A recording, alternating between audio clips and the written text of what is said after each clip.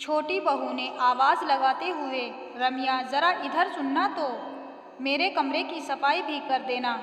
जी मालकिन, कहते हुए रम्या अपने कामों में लग जाती है। सुनैना को अपनी बहू का रम्या से बात करने का यह तरीका बिल्कुल भी अच्छा नहीं लगा। उन्होंने नज़दीक जाकर कहा कि बेटी बुजुर्ग है रम्या, हम बहुत सम्मान देते आए हैं। आज तक उनको अपने परिवार का सदस्य मानते हुए मैं उन्हें दीदी बुलाती हूँ। मेरे घर काम करती है, उससे मुझे सुविधा मिलती है। वह गरीब है, इसका मतलब ये नहीं कि तुम उनसे कुछ भी कहो। आंटी भी तो कह सकती हो ना बेटा। बड़े प्यार से सुनैना जी ने कहा। अच्छे शब्द, अच्छी बातें हमेशा अच्छी लगती हैं। हमसे भी वो उम्र में बड़ी है। तुम्हारे पति को भी पाला पोसा बड़ा किया है, तुम्हारी माँ समान है। बहू गुस्साते हुए, काम वाली को मैं सर पर नहीं चढ़ाती। काम वाली ही है, काम वाली ही रहेगी। मुफ्त में काम नहीं करती, बदले में पैसा लेती है। सुनैना को ज़्यादा बोलना उचित नहीं लगा, क्योंकि बच्चों से बहस अच्छी बात नहीं है। खुद की मर्यादा भंग होती है। जिसकी जैसी समझ, जिंदगी उसकी वैसे कटती है। मन ही मन यह सवाल करते हुए अपने काम में लग जाती है। हो सकता है अमेरिका में रहती है, सोच बड़ी हो, लेकिन ऐसी सोच का क्या फ़ायदा जो किसी की मजबूरी ना समझ पाए। छुट्टियों में आई है, चली जाएगी।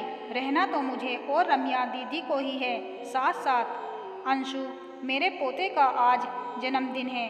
मैंने रम्या से कहा कि आज यहीं रुक जाना, तुम रात में, थोड़ी मदद हो जाएगी। उसने सहमति से सर हिलाया। समय पर जन्मदिन मन गया, सभी सोने चले गए। रम्या भी अपने घर चली गई। मेरी बहू ने सुबह सुबह हाय तौबा मचा दिया। क्या हुआ? आप कहते हैं इनका आदर करें। रात में डायमंड वाला नेकलेस डाला था, वह गायब है। सभी सदस्य तो घर में ही हैं, सिर्फ रात को यही गई थी।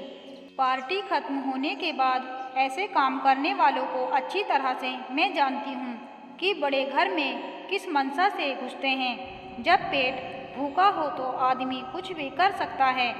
सब पापी पेट का सवाल है। रम्या डर से कुछ बोल नहीं पा रही थी। एक बार हिम्मत करके बोली कि मैंने नहीं लिया है, लेकिन छोटी बहू कुछ सुनने को तैयार कहाँ थी। अंशु के साथ खेलते हुए अंशु के दादा पांडे जी गरजते हुए, घर में इतने शोर क्यों मचा रहे हो सभी? शोर का कारण क्या है? सारी बातें जानने के बाद पांडे जी कहते हैं, तुम लांछन लगा रही हो। पहले सच्चाई तो जान लो। यह देखो तुम्हारा नेकलेस अंशु बाबा के कपड़ों में था। रात हो सकता है, थकान की वजह से तुमने खोलकर कपड़े पर रख दिया और ध्यान नहीं दिया। बिना सोचे समझे लांछन लगा दिया। सोच समझकर किसी पर लांछन लगाओ। रम्या रोते हुए, सच कहा छोटी मालकिन आपने। सब पापी पेट का सवाल है, लेकिन पेट इतना भी पापी नहीं है। ईमानदारी पूर्वक अपने सम्मान को बचाते हुए काम करना हमारी मजबूरी है। हम अपने पेट को चलाने के लिए मजबूर हैं, इसीलिए मजदूर हैं। दोस्तों, आशा करती हूँ आज की ये कहानी आपको ज़रूर पसंद आई होगी। अगर पसंद आई हो तो प्लीज़ हमारे चैनल को लाइक, शेयर एंड सब्सक्राइब भी ज़रूर कर दें और बेल आइकन को भी दबा दें, ताकि आने वाली वीडियोज़ आप तक पहुँचते रहें। मिलते हैं एक नई कहानी के साथ, तब तक के लिए बाय बाय।